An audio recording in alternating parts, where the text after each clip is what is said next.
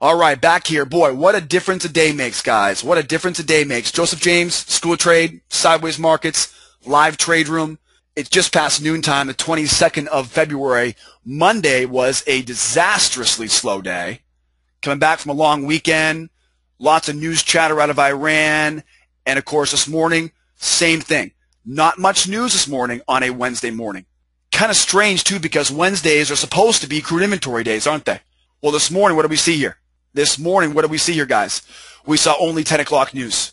First red flag was that. Not much news this morning. We knew this might be a slow, sluggish open, just like we saw yesterday, and it definitely was. Now, I do want to remind you guys, everything we're talking about here is intended to be for educational purposes only. Please remember there is risk out there in these markets, guys. There's a disclaimer on our website. There's a disclaimer on the monitor here, guys. Please take a time to speak to somebody you trust regarding risk capital. And remember, guys, this is for educational purposes only. Make sure the powers that be are happy with that. All right, guys, be careful out there. Be careful out there. All right, I don't want you guys putting the college kids' tuition money right on the next short trade on crude until you're properly prepared. All right, that's why I always say start demo account first, move to a live account once you feel comfortable. There's no right or wrong answer for when it's ready for you to go live. All right, guys, be careful. Read that disclaimer and welcome aboard. So we knew this morning we had not much news early this morning. That means we're going to get a sluggish open. Now, what else did we see here? Well, let's go back to our blog because, as I always say, hindsight is for the birds. Let's go back to the blog here. We post our morning prep every morning. And what did that morning prep tell us today? Well, first of all, the morning prep this morning, nothing yet in the Russell. We're actually waiting for retracement in the Russell right now. You're waiting to sell a retracement on the Russell right now. On the gold, we've been waiting on the gold all day long to get out of its funk. But here was the euro. This was posted at 7:35 this morning. And what was the plan on the euro? Sell the highs, buy the lows of the wedge. Let's go faster. Let's go faster on this euro. Okay, there's our euro 55 range chart. Okay, I want to use this wedge as my guide.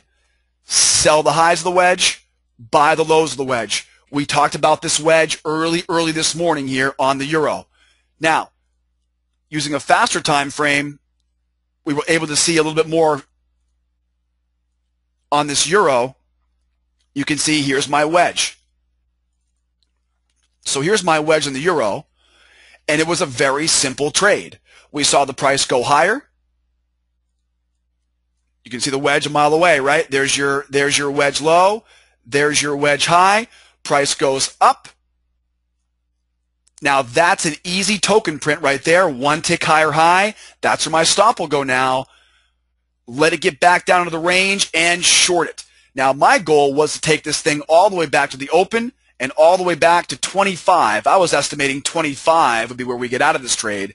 But you can see, though, it did hang up here a little bit in the middle of that range, and I got bounced out after taking a +5, a +10, and then moved my stop to a +4 and got filled for +4. So we took $300 out of that euro trade here today on 4 contracts. A nice way to follow the plan. So euro, we planned our trades and we traded our plan, right, for a big winner in the euro today. Again, I'm going to post all of these, all of this track record for you guys on the blog right below the video when I post the newsletter page. Then, what was my next strategy this morning? We got the euro. The euro was pretty easy. What about crude? Now, crude was a very easy strategy that was made more difficult by some very challenging price action today. Here on the crude, what do we see at first? We saw at first we had way up at the highs at 107. And remember this morning? What did we do this morning? This morning we used a 60-minute chart. A 60-minute chart, right? We don't see that very often. We don't use a 60-minute very often in this trade room. But in this case, though, I needed to go way back in time over 12 months ago to find out where was that next potential level of resistance. And we found out that we had this big wide open gap between 107 and basically 112.